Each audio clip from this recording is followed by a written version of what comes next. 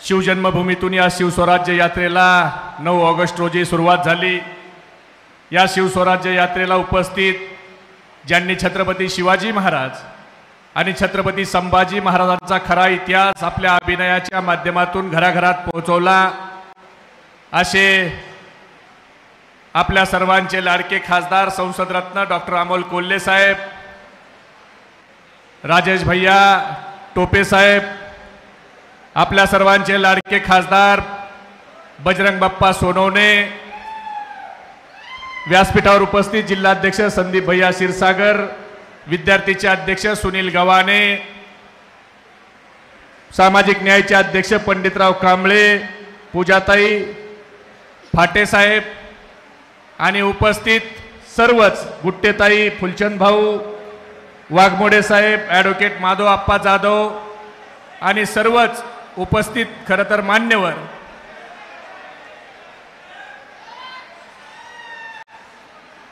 मगाशी माधव आप्पा तुम्ही सांगितलं, गुट्टेताईंनी सांगितलं की परळी कशा कशासाठी फेमस आहे।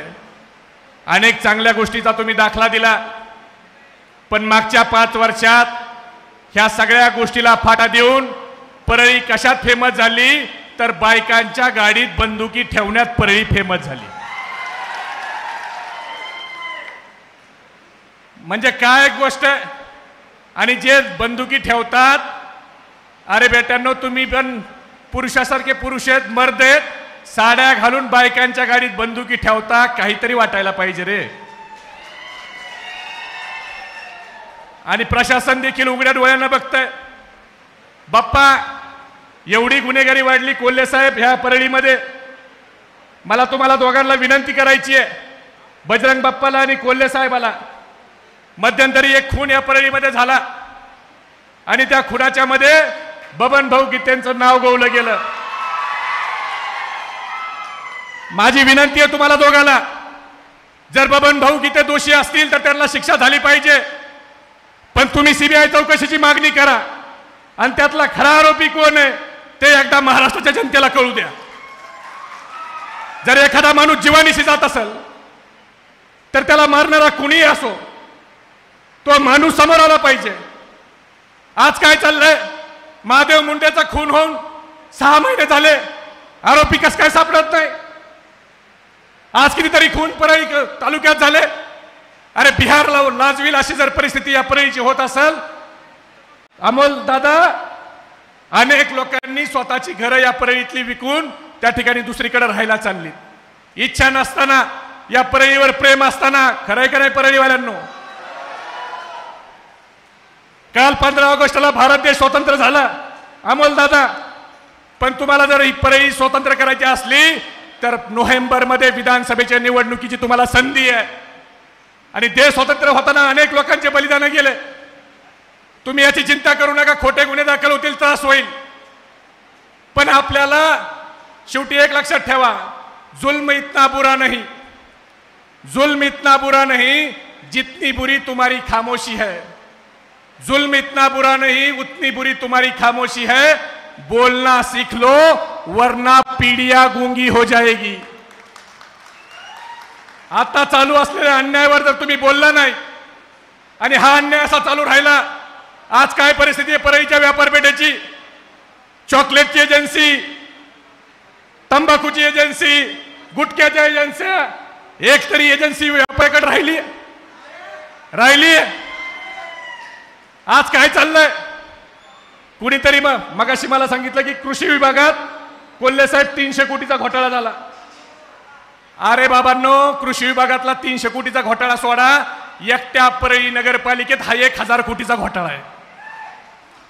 परळीतले जर तुम्ही पैसे काढले आणि सगळ्याचा हिशोब होईल।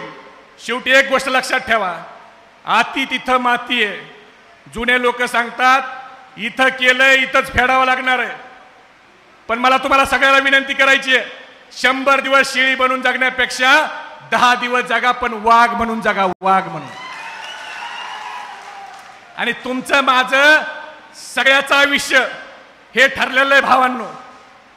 तुमचं आयुष्य, माझं आयुष्य हे नरेंद्र मोदी बदलू शकत नाही, त्यामुळे तुम्ही त्याची चिंता करू नका।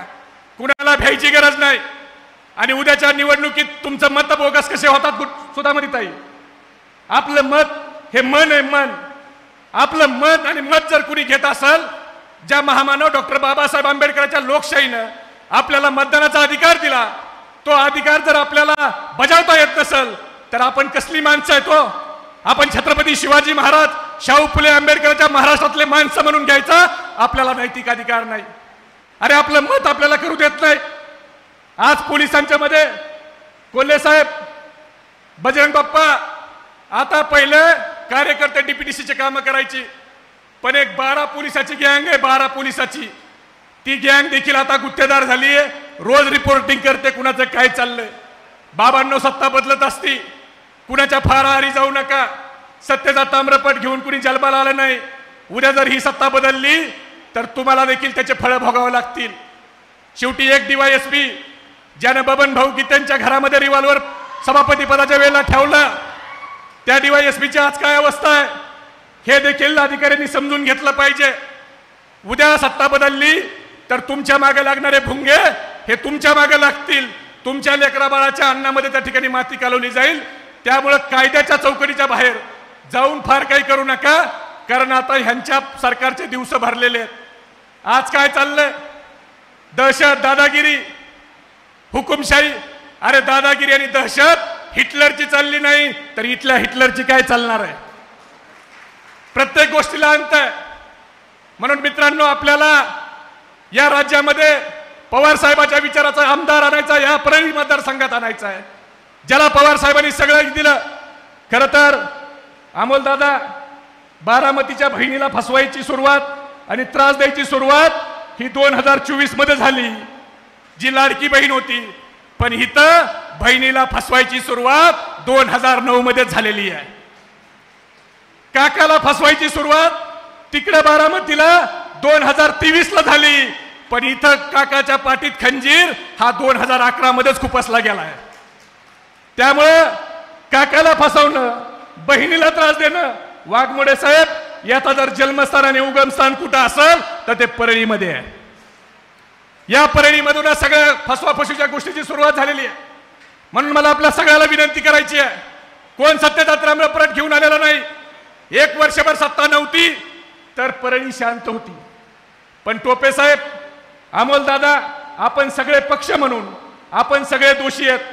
ज्या वेळेला एखाद्या महिलेच्या गाडीमध्ये रिव्हॉल्वर ठेवली जाते त्यावेळेला सरकारमध्ये आपण असताना त्याच्यावर कारवाई आपण केली नाही, याला आपण सगळे दोषी आहात। आपली देखील जबाबदारी होती त्यावेळेला, आपण डोळे झाकून घेतले राजकारणासाठी आणि त्याच्यामुळे राक्षसा प्रवृत्ती वाढत चालल्या। याच्यात आपली देखील नैतिक जबाबदारी होती। आज काय चाललंय? ओबीसी मराठा वाद लाव, हिंदू मुस्लिम वाद लाव, मध्ये एक विशालगडावर हल्ला झाला, आता ओबीसी मराठा वाद लावून लोकसभेमध्ये पराभव झाला, म्हणून आता हिंदू मुस्लिम वाद लावायची सुरुवात झाली। गजापूरच्या मस्जिदीवर हल्ला झाला। मला अभिमान आहे शरद पवार साहेबांचा की ज्या वेळेला गजापूरच्या मस्जिदीवर हल्ला झाला त्याचा सगळ्यात अगोदरचा निषेध जर कुणी नोंदवला असेल तर तो आमचे नेते आदरणीय शरद पवार साहेबांनी नोंदवला। कारण छत्रपती शिवाजी महाराजांची शिकवण आहे की सगळ्या समाजाला सोबत घेऊन जायचं। जे हिंदू मुस्लिम वाद लावू इच्छितात त्या लोकांना मला एवढंच सांगायचं आहे, ना मंदिर की बात हो ना मस्जिद की बात हो, ना मंदिर की बात हो ना मस्जिद की बात हो। युवा बेरोजगार है, पहले उसके निवालों की बात हो। मेरे नींद को दिक्कत ना भजन से है ना अजान से है, मेरे नींद को दिक्कत ना भजन से है ना अजान से है, मेरे नींद को दिक्कत मरते हुए जवान और खुदकुशी करते किसान से है। आज शेतकरी मरतोय, आत्महत्या करतोय, सरकार जातीत वाद लावण्यात त्या ठिकाणी व्यस्त आहे। सरकार हा सत्तेचा वापर करून पक्ष फोडण्यात आणि चोरण्यात व्यस्त आहे। आज जे लोक स्वतःची लाडकी बहीण योजना घेऊन मिरवायला लागलेत त्या लोकांना स्वतःची बहिणी लाडकी आहे हे लोकसभेच्या नंतर करायला लागलं। ज्यांनी बहिणींना त्रास दिला ते आता बहीण लाडकी आहे म्हणायला लागलेत।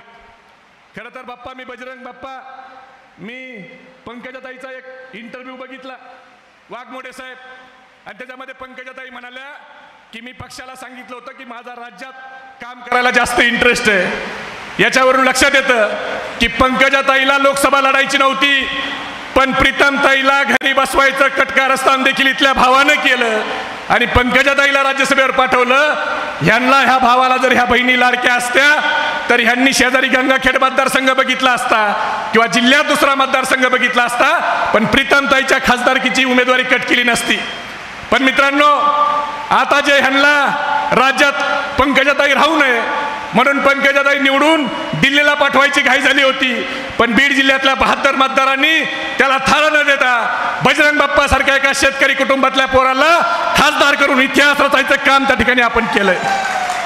शेवटी परळीवाल्यांना एक गोष्ट लक्षात ठेवा, जो पानी से नहाता है वो लिबास बदलता है, जो पानी से नहाता है वो लिबास बदलता है और जो पसीने से नहाता है वो इतिहास बदलता है.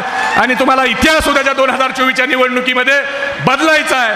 आणि या परळीची जनता स्वाभिमानी आहे. या परळीची जनता कुणाच्याही दादागिरीला घाबरत नाही. किती खोटे गुन्हे दाखल झाले काळजी करू नका. इंग्रजाच्या विरोधात लढताना जर आपल्या भगतसिंगांनी महात्मा गांधींनी हा विचार केला असता की आम्हाला जेलमध्ये जावं लागतंय, आमच्यावर गुन्हे दाखल झाले होतील, हा जर विचार त्यांनी केला असता आम्ही शहीद होऊ, तर आपला देश कधी स्वतंत्र झाला नसता. तुम्हाला एवढं सांगतो, गांधी लढे थे गोरों से, हम सबको लढना है चोरों से. आणि त्यासाठी तुम्ही सगळे सज्ज व्हा. उमेदवारी गुट्टेताई, फुलचंद भाऊ, आप्पा वाघमोडे साहेब, बबन भाऊ, कुणालाही उमेदवारी भेटल, पण तुम्ही सगळे ठरवा. आमच्यापैकी कुणालाही जरी उमेदवारी भेटली तरी या मतदारसंघाचा आमदार हा शरद पवार साहेबांच्या विचाराचा दिल्याशिवाय राहणार नाही. आज बजरंग बाप्पा खासदार झालेत. बजरंग बाप्पांनी कामाचा एक स्पीड पकडलाय, आपण सगळे बघतोय. म्हणून मला जास्तीचं या ठिकाणी बोलत नाही. फक्त एवढंच आपल्या सगळ्याकडून अमोलदादांना आणि टोपे साहेबाला, बजरंग बाप्पाला आपण शब्द द्या, परळीचा आमदार हा शरद पवार साहेबांच्या विचाराचा देणार का? एवढा कमी आवाज मी नको आगे बढायचं, तुम्हीच बढा आगे, मी तुमच्या पाकळ. परळीचा आमदार पवार साहेबाला देणार का? मग मी घोषणा देतो, हात वर करून घोषणा द्या. आपला हात वर असताना शेजाऱ्याकडे लक्ष ठेवा. ज्याचा हात खाली आहे समजून घ्या विरोधी पार्टीचा खबऱ्या काय चाललाय ऐकायला आलाय. छत्रपती शिवाजी महाराज की. तुमचं आमचं नातं काय? शरद पवार साहब तुम आगे बढ़ो. अरे देश का नेता कैसा हो? जयंत पाटिल साहब तुम आगे बढ़ो. अमोल दादा तुम आगे बढ़ो. बजरंग बाप्पा तुम आगे बढ़ो. धन्यवाद. जय हिंद, जय महाराष्ट्र, जय राष्ट्रवादी.